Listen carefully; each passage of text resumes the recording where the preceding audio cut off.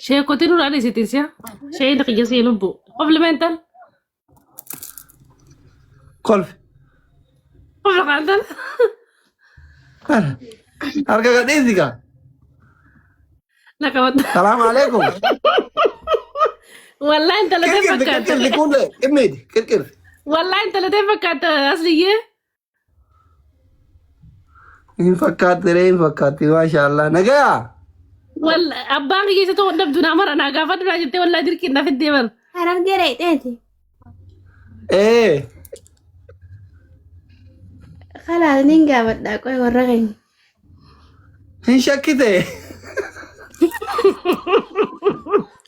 قربان ارسيدا والله قربان ارسيدا جين قافت درا اسين وانتي دفه ما جتنيني خرا قافه سعودي دفاسين دفه هو تشرب قافت دون جيني نافي الدمله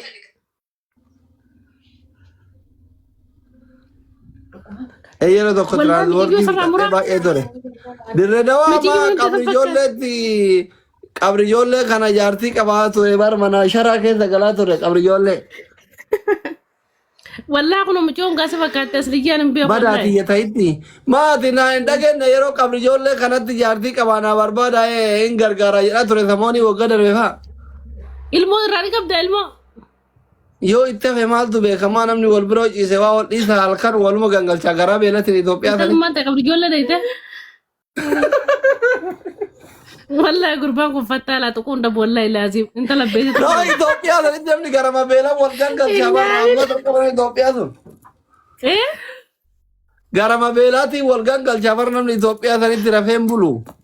ilmo la cirra la tullen kon kuma yadde da gara berati namna to ka wallahi namna wanya to ko bayada Laa ilaaha ajaa'iba bara. Eessa isii warra eessan?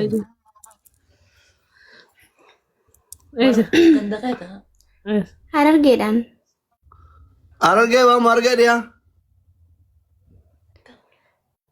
ganda kullee fa'a jolla ciroti Bakka ganda kuulee taanan taa kuulee maan si dhaluun ooltu kuulee irraayyuu ilmoo qaba bara.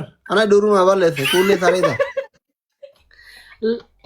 la ti yedimtu maashaallah abbaaqee Maatu gurraatti jire. wani gurraatti guutun teeti gurraatti fi qarroon Maqaan kee eenyu ni lubbu. maqaan kiyya badhaatu Habibti badhaatu atleeti. Na jaalatta.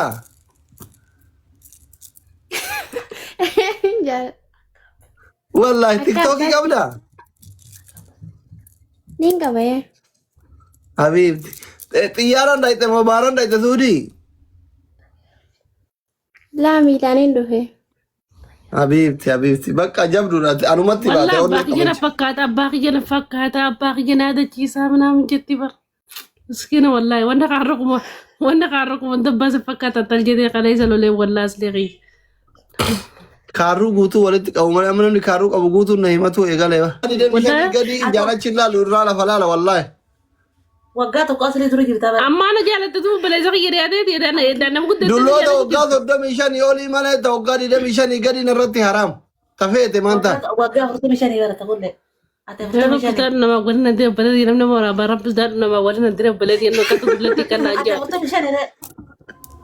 Turin sana dhaabbatte halas maa fite. قيل ما